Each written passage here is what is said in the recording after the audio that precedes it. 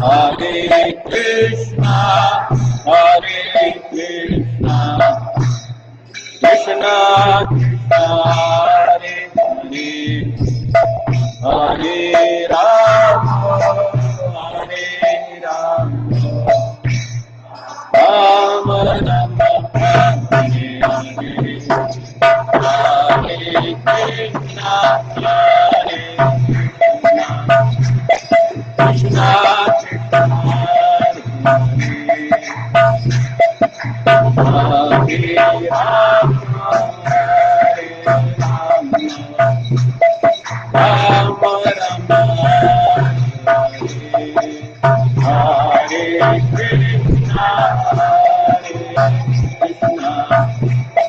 कृष्णा कृष्णा हरे राम हरे राम राम राम हरे राम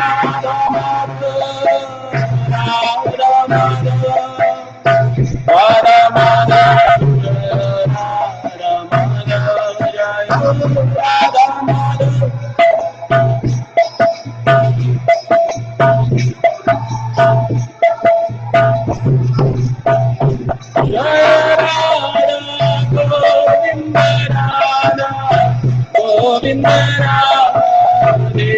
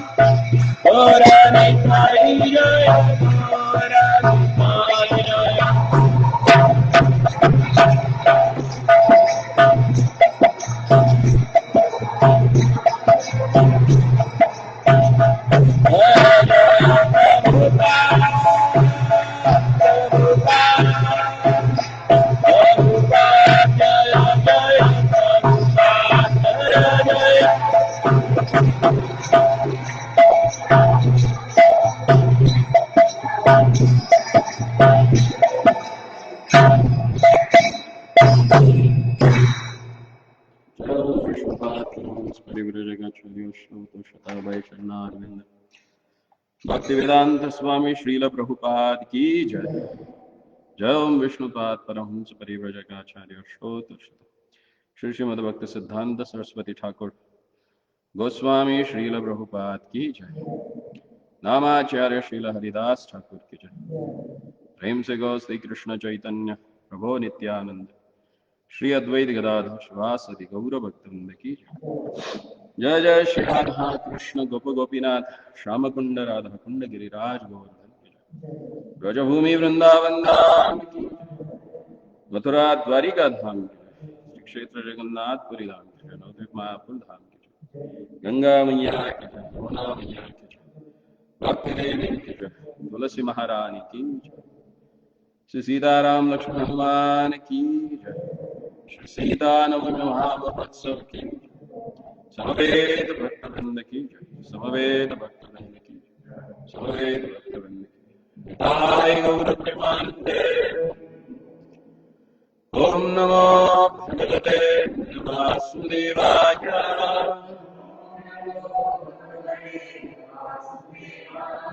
ओम नमो भगवते वासुदेवाय।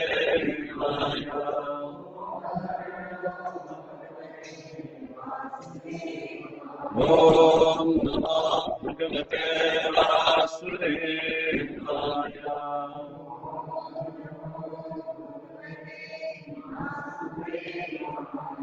ओम नमो भगवते श्रीरामचंद्राय।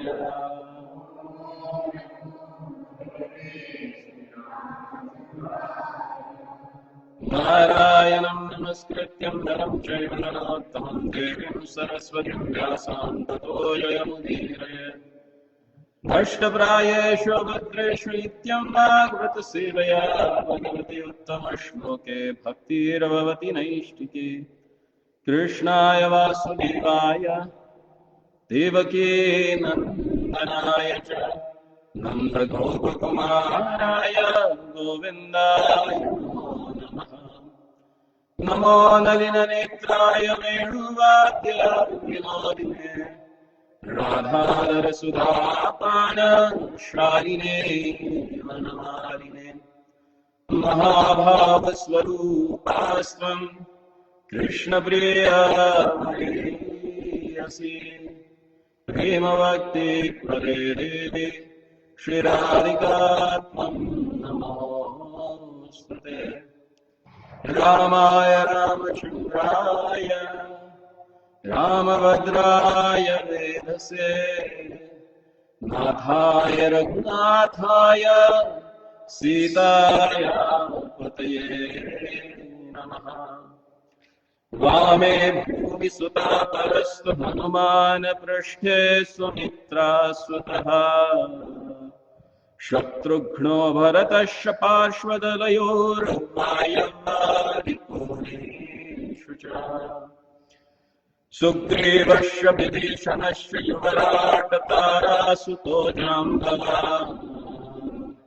मध्ये नीलसरोजकोमलरुचिम् रामं भजे श्यामम्। हरे कृष्णा कृष्णा कृष्णा हरे हरे हरे राम राम हरे हरे कृष्ण। तो आज हम हिंदी में करेंगे। तो आज बहुत ही महत्वपूर्ण दिवस है। भगवान श्री रामचंद्र की अर्धांगिनी सीता देवी का आज आविर्भाव दिन, उनकी जन्म तिथि है। जब भी भगवान प्रकट होते हैं इस धरा धरती पर अपनी लीलाएं करने के लिए, तो शक्तिमान के साथ शक्ति का भी आविर्भाव होता है। भगवान सर्वशक्तिमान है, तो सर्वशक्ति धारिणी सर्वशक्ति स्वरूपा श्री जी है। वही श्याम सुंदर और श्री राधिका जी अपने अनेक अवतारों में अनेक रूपों में प्रकट होते हैं। श्री आनंद रामायण में सीता माता के प्राकट्य का बहुत ही सुंदर वर्णन आता है। शायद आपने पूर्व में कभी इसको श्रवण भी नहीं किया हो। तो आइए हम श्री वाल्मीकि ऋषिकृत शतकोटि रामायण जो है, उसमें से आनंद रामायण में जो राम कथा बताई गई, उसमें वर्णन आता है कि जब प्रभु रामचंद्र शिवधनुष का भंजन कर देते हैं और उसके पश्चात माता सीता उनका वरण कर लेती है और जनक महाराज जी अपने दूतों के साथ अयोध्या में संदेश भेज देते हैं, निमंत्रण भेज देते हैं श्री सीताराम जी के विवाह का। तो दशरथ महाराज और सारे अयोध्यावासी बड़े हर्ष और उल्लास के साथ जनकपुरी में आ पहुंचते हैं। और जनकपुरी में आने के पश्चात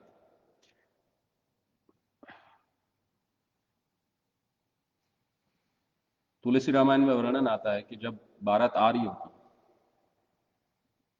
तो बारात में बहुत सज धज के हर्ष उल्लास के साथ लोग आ रहे थे, लेकिन एक ऐसी आश्चर्य और अद्भुत करने वाली ये बारात रहती है कि जिसमें वर ही नहीं रहता, बिना वर की बारात चल रही होती। तो रास्ते में लोग पूछते कि अरे ठीक है, बारात तो बहुत सुंदर दिख रही है, ये बारात में वर कहाँ है?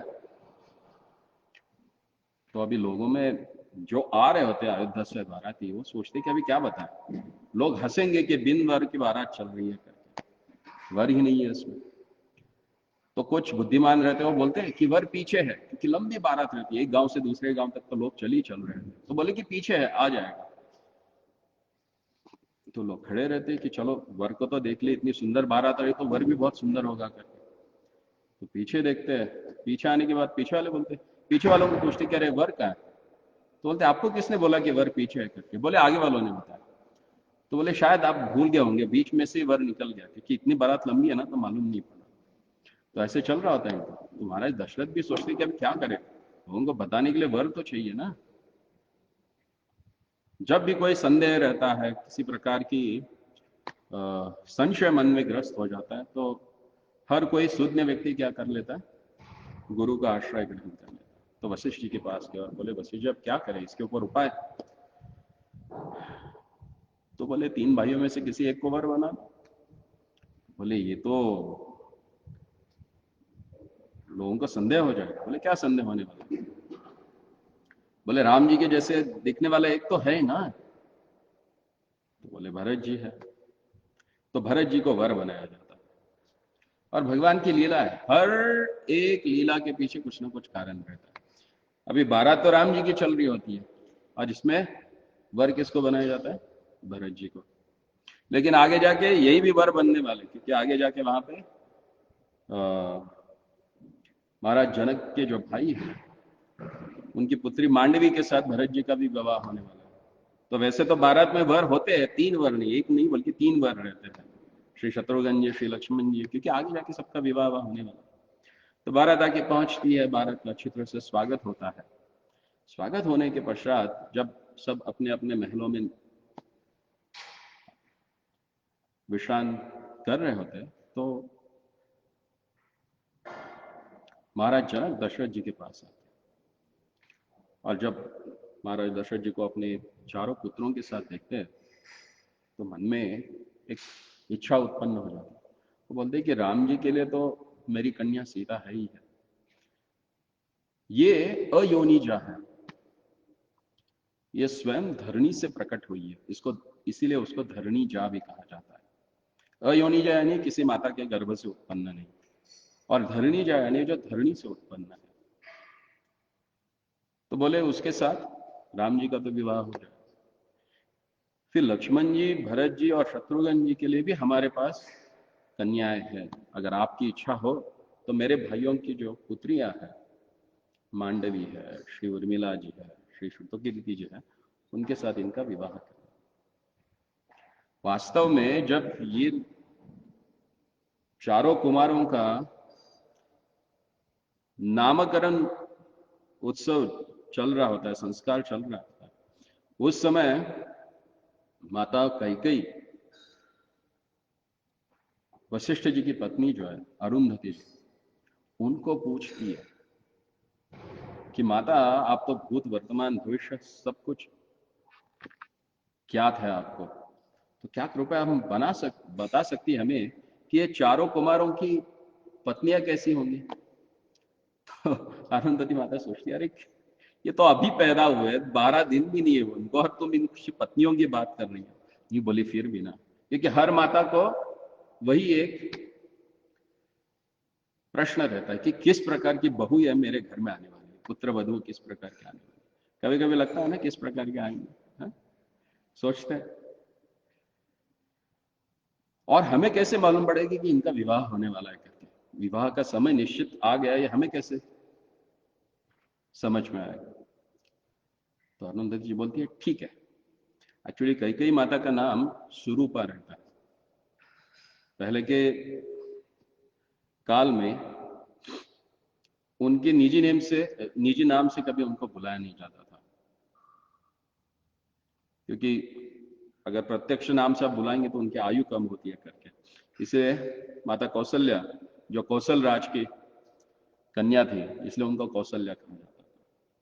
माता सुमित्रा और कैकेय देश की कन्या कैकेयी, इसलिए उनको कैकेयी कहा जाता। हालांकि उनका वास्तव में नाम स्वरूपा था। और वे प्रभु रामचंद्र से बहुत प्रेम करते थे। सुमित्रा माता बताती है कि जितना दूध का पान अपनी माता का ना किया हो, उतना दूध श्री रामचंद्र जी ने कैकेयी माँ का पिया है। तो वे पूछती कि बताओ कैसे रहेंगी इनकी? तो फिर अरुंधति माता जी बताती है कि श्री राम जो सारे शक्तियों के आधार है, उनकी पत्नी रहेगी सबका आधार स्वरूप सीता, जो कि धरणी जा रहेगी, जो धरणी से उत्पन्न रहेगी। भरत जो सबका भरण पोषण करने वाले हैं, उनकी पत्नी का नाम रहेगा मांडवी। मां अंडवी, अंड यानी पूरा ब्रह्मांड, पूरे ब्रह्मांड की मां जिस प्रकार से भरण पोषण करती है, उस प्रकार से मांडवी पूरे ब्रह्मांड का भरण पोषण करने वाली। श्री लक्ष्मण जी की पुत्री जो है उसका नाम पत्नी जो है उनका नाम रहेगा उर्मिला। श्री लक्ष्मण जी ये आदि गुरु है। और गुरु हर कार्य हमें उत्साह के साथ करने के लिए बताते हैं। जब भी हम निरुत्साही हो जाते हैं तो गुरु जी के कुछ वचन ही हमारे लिए उत्साह प्रदान कर देते हैं। तो वो उत्साह स्वरूपा जो है वो है उर्मिला जी। उर्मी बोलते हैं ना, मराठी में बोलते बहुत उर्मी आ गया। उर्मिला जो उर्मी प्रदान करने वाली यानी ऊर्जा प्रदान करने वाली। और शत्रुघ्न, श्री शत्रुघ्न जी की पत्नी होगी, किसी को नाम मालूम है? श्रुतकीर्ति। देखिए इन नामों के पीछे भी बहुत अर्थ है। हालांकि रामायण में आप देखते हैं कि शत्रुघ्न जी ने कोई ज्यादा युद्ध नहीं किए हैं, केवल एक ही है जो लवनासुर को मारने आए थे और लव कुश के साथ जो युद्ध किया था वही। लेकिन फिर भी उनको शत्रुघ्न कहा जाता है। शत्रुघ्न जो शत्रुओं का नाश करने वाले हैं। तो माता सुमित्रा पूछती ये तो इतना सुकुमार है, ये कौन से शत्रुओं का हनन करने वाला?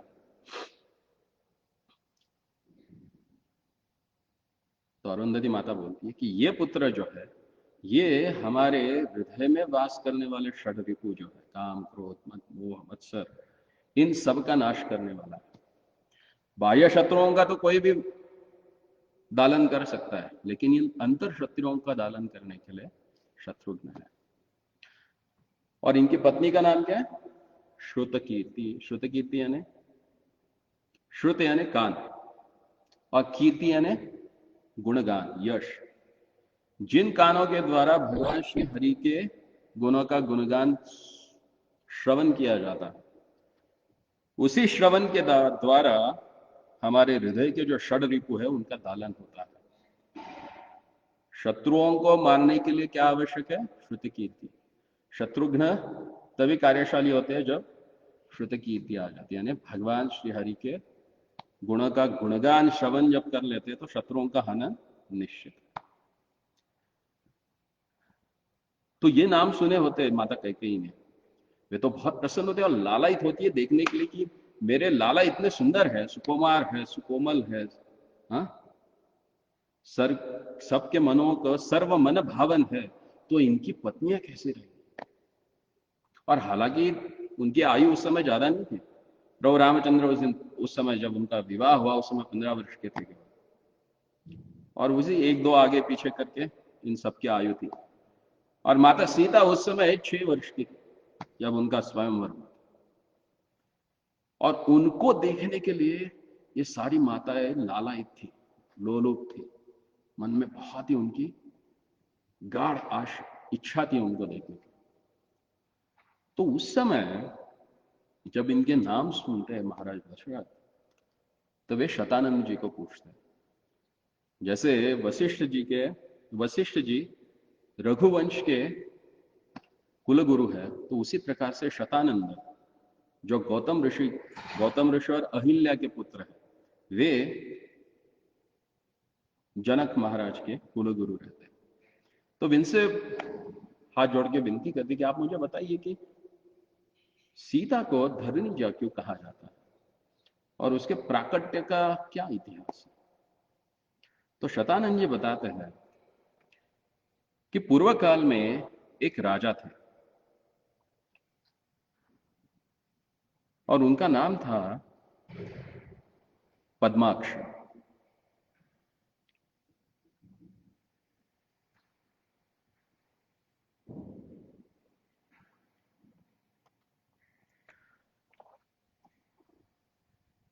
और उन्होंने देखा कि इस संसार में हर कोई व्यक्ति माता लक्ष्मी को चाहता है ना, चाहे वो सुर हो, असुर हो, आस्तिक हो, नास्तिक हो, हर एक को लक्ष्मी माता की कृपा तो चाहिए ही चाहिए। लेकिन पद्माक्ष बहुत बुद्धिमान रहते, चतुर रहते। वे सोचते हैं कि सबको माता लक्ष्मी तो चाहिए लेकिन भोग करने, बोलता मुझे चाहिए कन्या के रूप में, मैं चाहता हूं उनका पिता बनना। और फिर उन्होंने तपस्या की, घोर तपस्या की, और माता लक्ष्मी उनके सामने प्रकट हो गई। और प्रकट होने के पश्चात उन्होंने बहुत अनुनय विनय किया। महाराज पद्माक्ष ने प्रार्थना की कि मैं आपको अपनी पुत्री के रूप में प्राप्त करना चाहता हूं। तो माता लक्ष्मी बोली, देखो मैं तो मेरे स्वामी की अर्धांगिनी हूं, और उनकी अनुमति हो तो यह संभव होगा, और उनकी इच्छा के बिना मैं किसी प्रकार का कार्य नहीं कर सकती। तो आप भगवान श्री विष्णु से पूछ लो।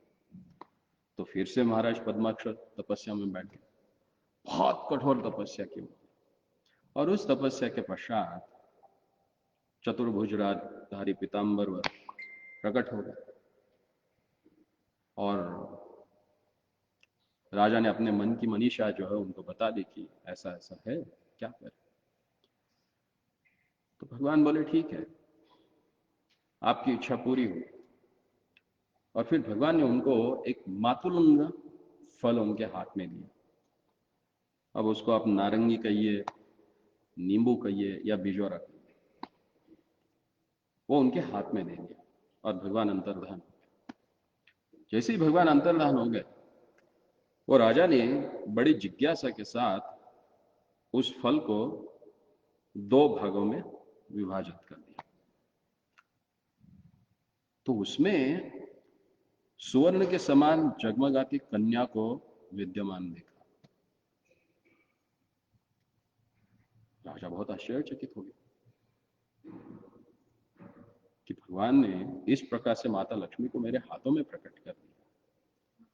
तो देखिए, इस कली काल में जैसे हमारे गुरु महाराज कहा करते थे कि ये तो भगवान फैक्ट्री बन गई आजकल। हर एक 10 साल के बाद कोई ना कोई कहीं ना कहीं पे भगवान उत्पन्न हो जाता है। और एक कल की भगवान आया था ना, सेंट इतना मारता था कि कम से कम 100 मीटर तक स्मेल आया। फिर कुछ दिनों के बाद उस भगवान के साथ साथ भगवती भी आ गई। तो ऐसे चित्र विचित्र लोग आते रहते हैं, लेकिन भगवान जब भी प्रकट होते हैं वे अयोनिज रहते हैं, किसी भी माता के गर्भ से नहीं प्रकट होते। या भगवान की शक्ति माता लक्ष्मी क्यों ना, वो किसी के गर्भ से प्रकट नहीं होते, वे वैसे ही उनका प्राकट्य होता है। तो यहां पे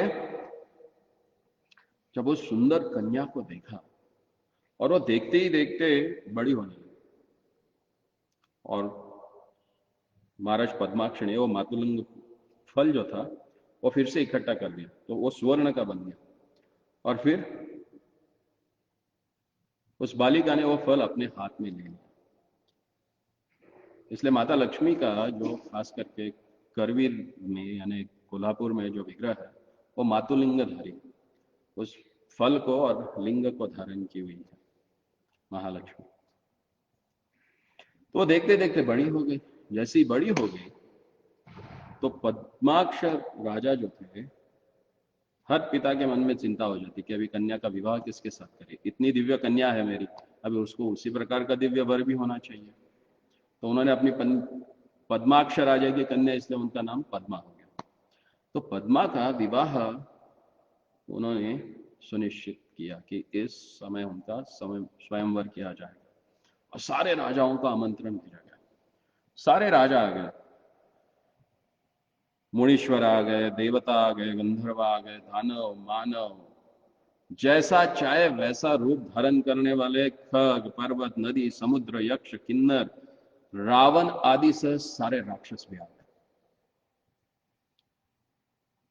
अब इन सबको देखने के पश्चात राजा ने एक निश्चित किया कि जो व्यक्ति अपने शरीर को आकाश के नीले रंग से रंग लेगा, उस व्यक्ति के साथ मेरी कन्या का विवाह होगा।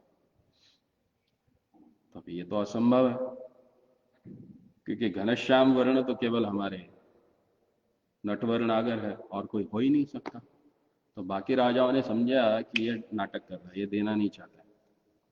तो उन्होंने युद्ध छेड़ दिया, और जैसे ही युद्ध की शुरुआत हुई, राजा तो बड़े बलशाली थे, उन्होंने तो सबको मार के भगा दिया, सारे भाग गए, लेकिन दैत्य दानव जो थे वो टिके रहे, और अंत में उन्होंने महाराज पद्माक्ष को मार डाला। जब उनकी मृत्यु हो गई तो यहाँ पे बहुत ही सुंदर रूप बताया गया है। बताते हैं कि जो लक्ष्मी की आशा करता है उसको क्या प्राप्त होता है। लक्ष्म्या चित्तस्य चांचल्यम भय शोको वधोपि च भवत्येव महत्तम तस्मात् सताम परिव्रज। यहाँ पे बताते हैं कि जो लक्ष्मी की आशा करता है उसके चित्त में चंचलता आ जाती है। लक्ष्मी का एक नाम क्या है? चंचला, है ना। आज किसी के हाथ में, कल किसी के हाथ में होगी, कोई भरोसा नहीं, क्योंकि वो किसी एक जगह पे रुकती नहीं है। और जब किसी के पास आ जाती है तो उसके मन में भय प्रकट हो जाता है। जब चली जाती है तो शोक प्रकट हो जाता है, और बहुत ही ज्यादा हो जाता है तो वधोपी, मर्डर होने की, वध होने की आशंका रहती है। कोई ना कोई तो मार डालेगा पैसे के लिए, और सबसे बड़ा दुख का कारण बन जाती है। इसलिए यहाँ पे कहते हैं कि सताम, जो भगवान के भक्त है वो उससे थोड़ा दूरी रहना चाहिए। बोले नहीं चाहिए, रहने दो, आप जितनी दूर रहोगे उतने हम सुखी रहेंगे। और यहां पे हम देखते हैं पद्माक्ष ने माता लक्ष्मी को अपनी पुत्री के रूप में पाना चाहा, मारा गया। बाकी के लोग पत्नी के रूप में प्राप्त करके भोग करना चाहते थे, शोक को प्राप्त हो गए। किसी के हाथ में नहीं आई, क्योंकि वो माधव की है, वो थोड़ी बंदर के हाथ में आएगी किसी के। तो उसी समय पद्मा जो है वो अग्निकुंड में प्रवेश कर गई। तो उसको ढूंढने के लिए जो बाकी दैत्य दानव बचे थे उन्होंने पूरा जो नगर था वो तहस नहस कर दिया, खोद डाला ढूंढने के लिए, लेकिन मिली नहीं। फिर सब संतप्त होकर अपने अपने घर चले गए। फिर बहुत वर्षों के पश्चात एक दिन पद्मा उस अग्निकुंड से बाहर आके, अग्निकुंड के पास बाहर बैठी हुई थी, और उसी समय रावण, राक्षस राज रावण अपने एक मंत्री के साथ, सारन के साथ आकाश में भ्रमण कर रहा था पुष्पक विमान में बैठ के। तो उसी ने उस समय देखा, और सारन ने बताया, महाराज ये वही है, ये वो पद्मा है जिसके कारण उस समय इतना घनघोर युद्ध हुआ था और सबको संतप्त और शोकाकुल होकर यहां से जाना पड़ा था, वो वही है। जब रावण उसको देखता है तो रावण यानी काम का स्वरूप कहा गया है, तो उसकी इच्छा हो जाती है भोग करने की, और तुरंत नीचे आता है, बोलता है अभी मैं इसको उठा ले जाऊंगा। तो जैसे ही पद्मा रावण को देखती है वो पुनः अग्निकुंड में प्रवेश कर देती है। तो उस समय रावण बोलता है कि हे पद्मे, तुमने पहले ही अग्नि में प्रवेश करके राजाओं तथा देवताओं को बड़ी भारी मात्रा में दुख दिया है, और हे मनोरमे, आज मैं तुम्हारा जो रहने का निवास स्थान है वो देख चुका हूं। तो रावण ने क्या किया, प्रचंड घड़े में पानी ला के अग्निकुंड में डाल के अग्नि को बुझा दिया। और जब बुझा है तो उसने देखा कि राख के अंदर 5 दिव्य रत्न। फिर बोला अभी चलो ठीक है, कुछ नहीं कुछ तो मिल गया।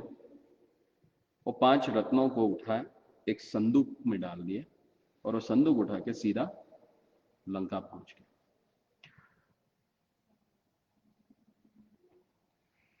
और फिर वो संदूक जो है उसने लंका में जाने के पश्चात देव गृह में रख दिया। और रात्रि के समय एकांत में पलंग पर मंदोदरी के साथ बैठा हुआ था। तो उसने सोचा कि चलो, मंदोदरी को कहा उसने कि हे मंदोदरी, मैंने तुम्हारे लिए बहुत सुंदर उपहार लाया है, और वो देव गृह में एक संदूक रखी हुई है, तुम जाके उसमें से ले लो। तो वो बहुत प्रसन्न हो जाती है कि मेरे पति ने मेरे लिए कुछ लाया और वो देव गृह में रखा है, यानी बहुत ही महत्वपूर्ण कुछ होगा, देखना चाहिए। तुरंत भाग जाती है और संदूक को उठाने का प्रयास करती है। तो उठता ही नहीं, वो सोचती है कि बहुत बल का प्रयोजन करने के पश्चात भी नहीं होता। फिर वो आती और बोलती कि हे प्रियतम, क्या लेके आए हो, और इतना भारी कि मैं उसको उठा भी नहीं सकती, आप बताओ क्या है। तो रावण फिर अपने सेवकों को बुलाते कि उठा के लाते और खोलते तो अंदर एक सुवर्ण कन्या दिखाई देती। उसको देखने के पश्चात तो सारे अचंभित हो जाते हैं, बोलती ये तो अद्भुत है, आपने तो बोला था कि पंचरत्न है, लेकिन यहाँ तो रत्नावली है। इसलिए माता सीता का दूसरा नाम है रत्नावली, जो रत्नों में परिवर्तित होके रावण के हाथ में आई थी और फिर से कन्या हो गई, तो उसका रत्नावली था। तो उसे देखने के पश्चात रावण ने सारा वृत्तांत अपनी पत्नी को बताया, ऐसे हुआ, ऐसे हुआ, ऐसे हुआ, ऐसे हुआ। तो मंदोदरी ने कान पे हाथ लगाया, बोली ये तो कुलग्नि है, ये कुल का हनन करने वाली है, जिसके घर में गई और राजा पद्माक्ष का तो सारा नगर के साथ नाश कर दिया, और तुम अपने पूरे कुल का नाश करने के लिए उसको यहां क्यों लाए? ले जाओ इसको, पहले कहीं पे डाल दो। तो क्या किया जाए? फिर रावण अपने दूतों को बुलाता है, बोले इसको उठा। तो उस समय मंदोदरी बोलती है कि ये तो कृतज्ञ है, ये कुल विध्वंसकारिणी है और प्रचंड कर्मों को करने वाली है, तुम इसे यहां लंका में लाए हो, निश्चित रूप में तुम्हारा नाश होने वाला है। अगर मेरी मानो तो अभी के अभी इसको यहां से रवाना करो। और फिर वे बोलती है कि उसे ऐसे किसी वन में छोड़ो, और केवल ऊपर मत छोड़ो, बोलो उसको, बोल के धरणी में गाड़ दो, क्योंकि और किसी के हाथ में आ गई तो उसके कुल का नाश हो जाएगा। तो फिर उसके पीछे कारण बताती है कि ये किस व्यक्ति के पास टिक सकती है या चिरकाल रह सकती है। वे कहती है यहां पर गृहस्थ आश्रम युक्तो, यहाँ कि जो गृहस्थ आश्रम से युक्त हो, गृहस्थ हो, गृह मेदी नहीं, जो घर में रह के घर को आश्रम बनाए। आश्रम माने वो स्थान जहां पे आध्यात्मिक प्रगति होती है, चाहे फिर वो ब्रह्मचर्य आश्रम हो, गृहस्थ आश्रम हो, वानप्रस्थ हो, या फिर संन्यास आश्रम हो। तो ये बोलते हैं कि गृहस्थ आश्रम युक्तो यहाँ तथा विजितेन्द्रिय। गृहस्थ किसको कहा जाता है? जो घर में रहता है। घर उसको कहा जाता है जिसमें गृहिणी रहती है, और वो गृहस्थ गृहिणी के साथ रहते हुए विजितेंद्रिय रहता है, जिसके इंद्रियों के ऊपर नियंत्रण हो, ऐसा व्यक्ति। वृद्धि में प्यति तद्गेहे कुमारिकम इदम शुभानना। ये जो सुंदर कन्या है, ये कुमारी का जो है, वो उस व्यक्ति के घर में उसकी वृद्धि हो सकती है। यानी लक्ष्मी की वृद्धि उस घर में होती है जिस घर में विजित इंद्रिय, इंद्रियों के ऊपर नियंत्रण रखने वाला गृहस्थ रहता है। चराचरेषु सर्वत्म आत्मरूपे यम पश्यति। जो चराचर में स्थित भूतों को आत्म रूप में जो देखता है, तस्य ज्ञेय चिरकालम स्यात् इति य न संशयः। मंदोदरी बता रही है कि माता सीता उसके घर में रह सकती है जो गृहस्थ है, विजितेंद्रिय है, और सबको आत्म रूप में देखता है, और उसके घर में वे चिरकालम, दीर्घ काल तक रहेगी। तो ये सोचते कि अभी इसको कहां लेके जाए, ऐसा कौन व्यक्ति है उस समय। ये लोग पुष्पक विमान में घूम रहे होते ऐसी जगह देखने के लिए। अभी मंदोदरी ने जो बोला है, ऐसा कोई व्यक्ति मिले तो उसके स्थान पे इसको रख दे। तो वे सीधा कहा जाते हैं मिथिला। मिथिला में कौन निवास करते हैं? हाँ, क्षीरध्वज राजा, जिनको जनक कहा जाता है। और उनका दूसरा नाम है विदेह। विदेह यानी जो देहात्म बुद्धि के स्तर से ऊपर उठे हुए हैं।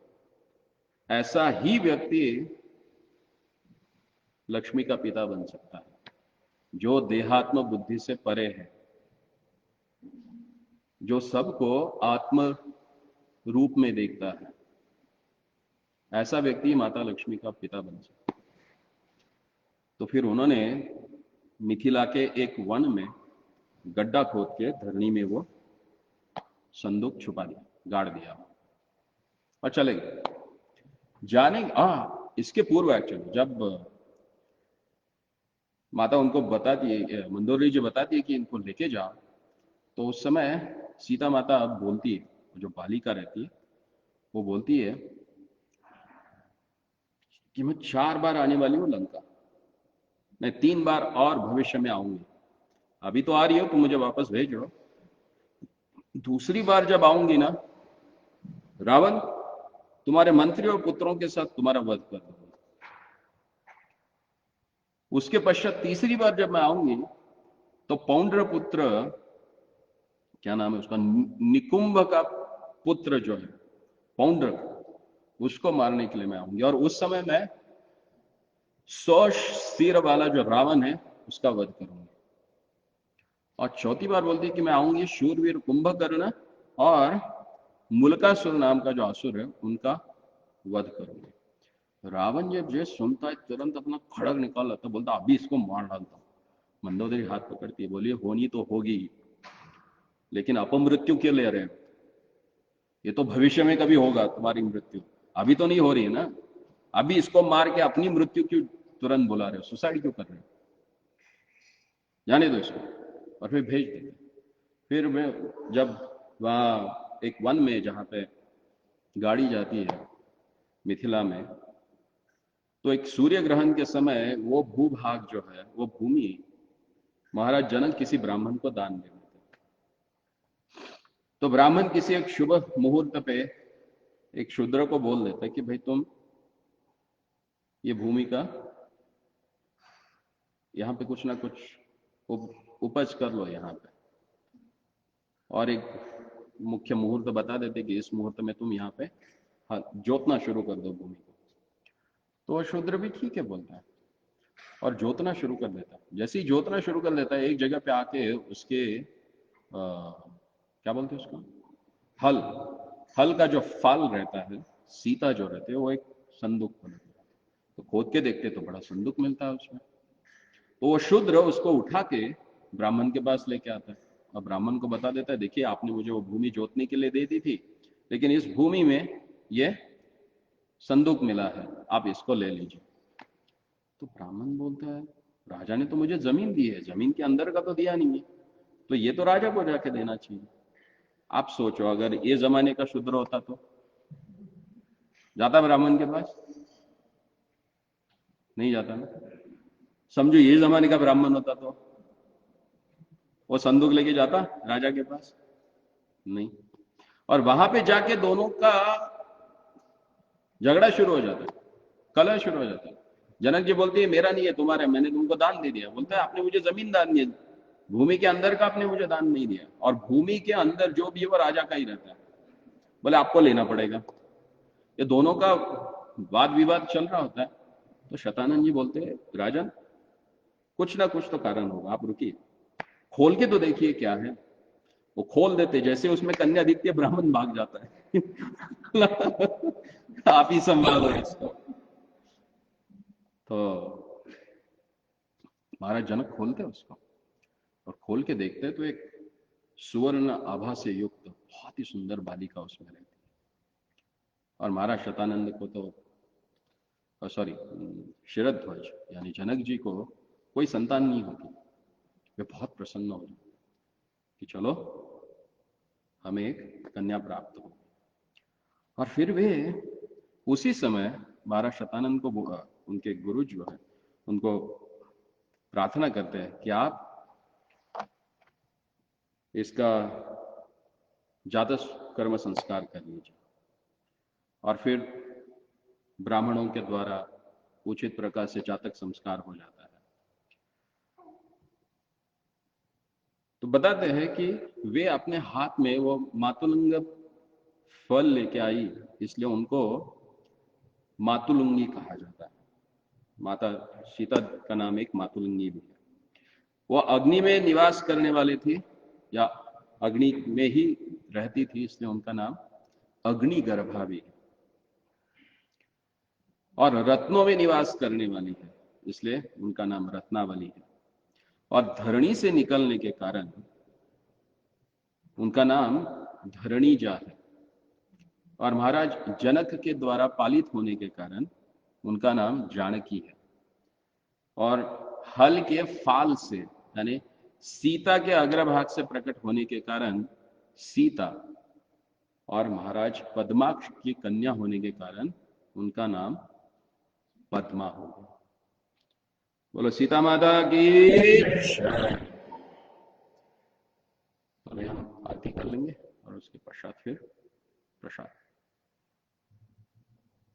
भगवान को प्राप्त करना है ना, तो सबसे आसान तरीका है, क्या है मालूम है?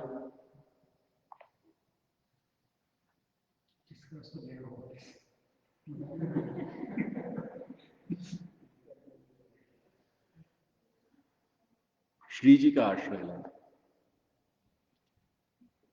क्योंकि जब तक श्री जी के चरणों का आश्रय नहीं ग्रहण करते, तब तक ठाकुर जी देखते नहीं हमें।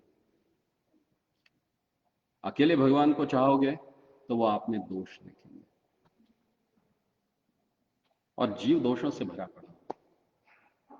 लेकिन श्री जी के चरणों में पड़ोगे तो भगवान आपके दोष नहीं देखेंगे। इसीलिए स्वयं शिव जी भी प्रार्थना करते हैं, मुनीन्द्र वृंद वंदिते त्रिलोक शोक हारिणी प्रसन्न वक्त्र पंकजे निकुंज भूविलासिनी व्रजेन्द्र भानुनंदिनी व्रजेन्द्र सूनु संगते कदा करिष्यसि मां कृपा कटाक्ष भाजनम्। भगवान शिव बोलते कि हे व्रजेंद्र भानुनंदिनी,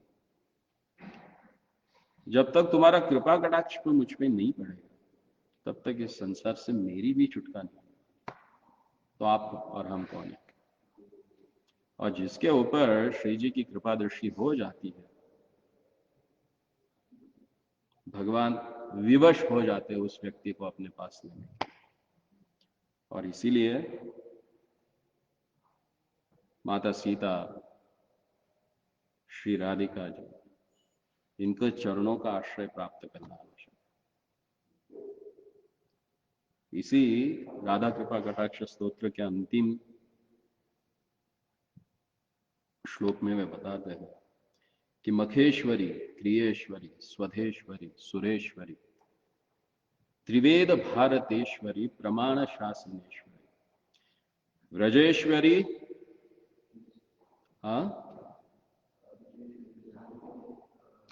श्री राधिके नाम।